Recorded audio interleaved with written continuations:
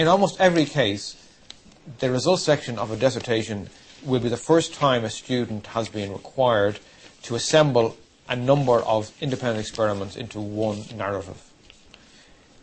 This means that the student with no experience is asked to do something really rather difficult. That is, to keep it concise and yet to make it understandable. To explain why they did the experiment and what they found without discussing it. And this is a discipline that requires a bit of practice. However, if we look at some examples, we will get a feel for what needs to be done. The results should stand alone, and an extremely good example of what I mean is this results section here. It begins with a few words, a few sentences perhaps, about what the study is trying to do. And then it goes into what was done, followed by what was found. Now, this one here is probably a little bit too long, but the first introductory paragraph should set the scene for the first experiment. Then you explain what you have found by referring back to the figure that you have presented. And here I should mention that you either do a table or a graph. It's rarely useful to do both. If you want to do both, the graph should go in the results probably, and the table perhaps in the appendix. But here the student has illustrated extremely clearly the different types of compound they've been using and how that affected the growth of bacteria around a disc containing that compound.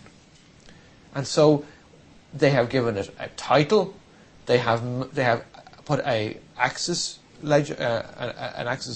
description here, and it's very self-evident what's going on here. An additional piece of information would be perhaps some sort of statistical analysis of how reliable this is. Is it the average of 2 or 3?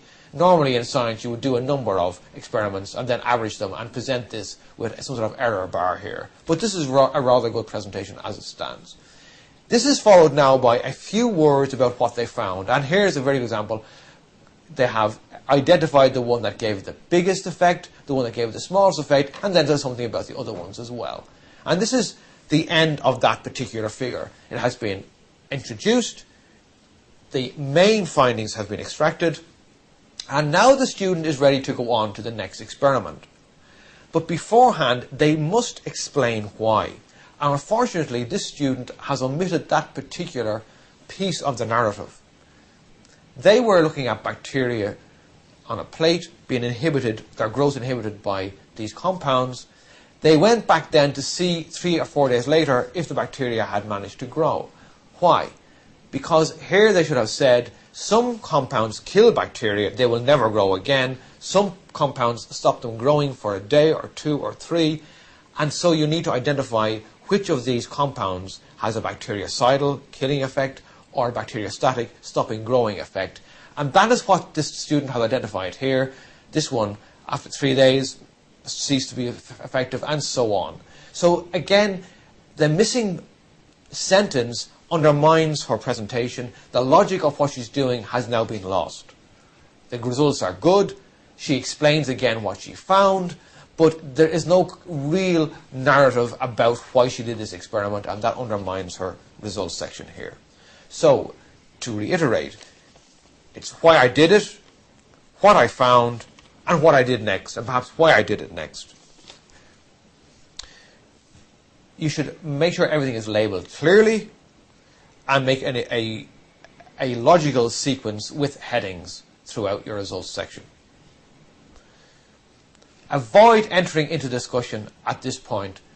A simple reporting of the result is all that is needed. The discussion about that will come later, and you can then refer back to section such and such or figure 3.3 from the discussion section, which will be the subject of another podcast.